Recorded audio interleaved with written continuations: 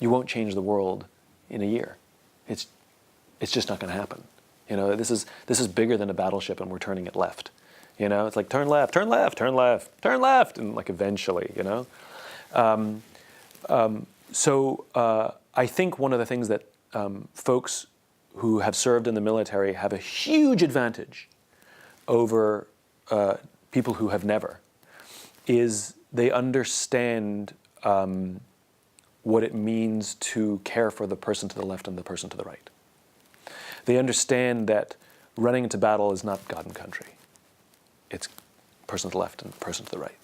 And the willingness to sacrifice oneself for someone that you don't even like, only because you have the absolute confidence that they would do the same for you, is a feeling that a lot of people who've never served don't have and may never have. That intense love. I had a Marine explain to me that the secret of the Marine Corps was love, and I think that's true for all the services. Love of country, love of service, and love of your fellow, you know, soldier, sailor, airman, Marine, or coastie, you know. And I think that vets, they're looking to translate direct skill sets to the professional world. You know, the ability to lead, operate under stress, make decisions with not a complete picture of what's going on. I mean, these are legitimate skills that absolutely have application in the private sector, without a doubt. And I think they must also remember to give themselves credit for they know how to love. They know what vulnerability really is. I have hugged more people in uniform than I've ever hugged people in suits. I've cried with more people in uniform than I've ever cried with people in suits. You know, crying in business is bad. Crying in the military is fine. It happens all the time. I've sat around dinner tables and we're just telling stories, and stories from combat, and we're all crying. It's fine, you know? And there's an acceptance of vulnerability which I find very special. I had an experience where I went to Afghanistan. I went to Bagram. It was a crazy trip. Everything went wrong, as you know. And I came back, and the deal that AMC made with me was that they wanted me to go and look, and the deal was that I had to come back and report out to the generals about what my observations were.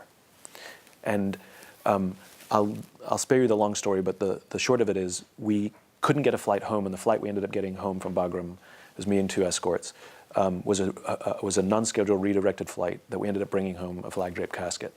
So I flew for 9.5 hours on an MTC-17 with a single flag-draped casket and slept on the floor next to this casket, and it changed me. You can imagine. It was a very intense experience. And I came back to Scott Air Force Base and was reporting out, and I was telling the story for the first time about what happened and why we find ourselves in this situation. And I choked up and I couldn't speak. And in the private sector, if you choke up, people will say, take your time. They'll say, don't worry. Like they kind of like let you off the hook. And when I was choking up and couldn't speak, a voice in the back of the room, it just happened to be the 4-star, he said, go on, which is an entirely different instruction. It's not take your time. It's not be, you know, whatever you need to compose yourself, which is what they do in private sector. In the military, it was, we got you. You're safe. Move on. You know, cry. And I think that folks who have worn a uniform don't appreciate that is second nature to them. And in the private sector, that is rare. And to bring that knowledge of how to protect people, I don't mean in a combat situation. I mean just people feeling vulnerable, like, I don't think I can do this. We gotcha. The whole idea, you know, in private sector, if somebody's falling behind, of getting frustrated or complaining to your boss that they're holding us back and they're holding the project back, compared to in the military where someone's fallen back, you go back and you grab their webbing and you drag them, even though you're now last or slow or miss your target. These are skills that folks who have worn a uniform know, and they're so second nature, they don't actually realize how how beneficial those skills are in the private sector.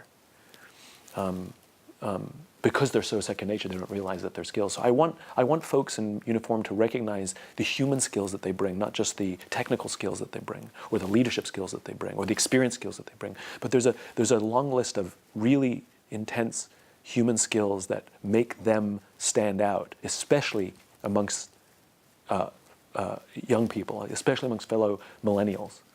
They're not all so young anymore. But amongst millennials who are struggling with how to form a deep, meaningful relationship, who are struggling how to form bonds of trust, who are overly connected but aren't connecting.